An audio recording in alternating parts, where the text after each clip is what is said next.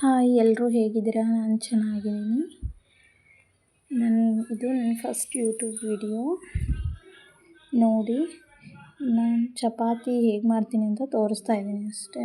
ಎಲ್ಲರೂ ಚಪಾತಿ ಮಾಡ್ತಾರೆ, ಬಟ್ ಬೇರೆ ಥರ ಮಾಡ್ತಾರೆ. ಬಟ್ ಇವಾಗ ನಾನು ಮಾಡೋ ರೀತಿ ನೋಡಿ ನೀವು ಅದೇ ಥರ ಮಾಡಿ ಚೆನ್ನಾಗಿ ಬರುತ್ತೆ. ಇಲ್ಲಿ ಹಿಟ್ಟು ಹಚ್ಚಿ ತೀಡ್ತಾ ಇಲ್ಲ, ನಾನು ಎಣ್ಣೆನ ಹಚ್ಬಿಟ್ಟು ತೀಡ್ತಾ ಇದ್ದೀನಿ. ಫಸ್ಟು ಚಪಾತಿ ಬರಬೇಕಂದ್ರೆ ಫಸ್ಟು ಹಿಟ್ಟನ್ನು ಕಲಸೋದ್ರಲ್ಲೇ ಇದೆ. ಸಾಫ್ಟಾಗೆ ಕಲಿಸ್ಬೇಕು, ಜಾಸ್ತಿ ಮಿಜ್ಜಬಾರ್ದು. ಹಿಟ್ಟನ್ನು ಮಿಜ್ಜಿದ್ರೆ ಅದು ರಫಾಗಿ ಬರುತ್ತೆ ಚಪಾತಿ.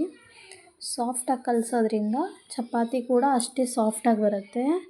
ನೋಡಿ, ತೀಡೋದ್ರಲ್ಲೂ ಅಷ್ಟೇ ಸಾಫ್ಟಾಗೆ ತೀಡಬೇಕು. ಜಾಸ್ತಿ ಭಾರ ಹಾಕಿಬಿಟ್ಟು ನಾವು ಒತ್ತಡದಿಂದ ತೀಡಿದರೆ ಅದೇನಾಗುತ್ತೆ, ಸಾಫ್ಟಾಗಿ ಬರೋಲ್ಲ, ರಫಾಗಿ ಬಿಡುತ್ತೆ ಚಪಾತಿ. ಸೊ ಸಾಫ್ಟಾಗೆ ತೀಡ್ಕೋಬೇಕು.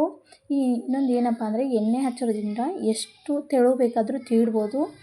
ತೆಳುವಾಗಿ ತೀಡಿದಷ್ಟು ಚಪಾತಿ ಫುಲ್ ಚೆನ್ನಾಗಿ ಸಾಫ್ಟಾಗಿ ಬರುತ್ತೆ. ದಪ್ಪ ತೀಡಬೇಕಂತೇನಿಲ್ಲ, ತೆಳ್ಳಗೆ ಬೇಕನ್ನೋರು ಈ ಥರ ಮಾಡಿ ಚಪಾತಿ ತುಂಬ ಚೆನ್ನಾಗಿ ಬರುತ್ತೆ. ಫುಲ್ಲು ಸಾಫ್ಟಾಗಿರುತ್ತೆ. ಮಕ್ಕಳು ಎಲ್ಲ ಇಷ್ಟಪಟ್ಟು ತಿಂತಾರೆ. ಸೊ ಎಲ್ರಿಗೂ ಇದು ಇಷ್ಟ ಆಗುವಂಥದ್ದು. ಸೊ ಈ ಥರ ಮಾಡಿ ನೋಡಿ, ನಾನು ಮಾಡ್ತಾ ಇದ್ದೀನಲ್ಲ, ಈ ಥರ ಮಾಡಿ ನೀವು ಒಂದು ಸಾರಿ, ತುಂಬ ಚೆನ್ನಾಗಿರುತ್ತೆ.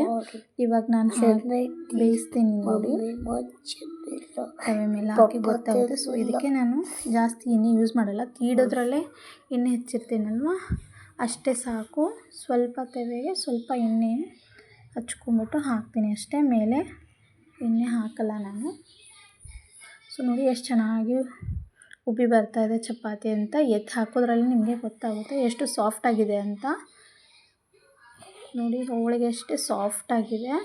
ಸೊ ಈ ಥರ ಟ್ರೈ ಮಾಡಿ ನೋಡಿ. ಸೊ ಇಷ್ಟ ಆದರೆ ಲೈಕ್ ಮಾಡಿ.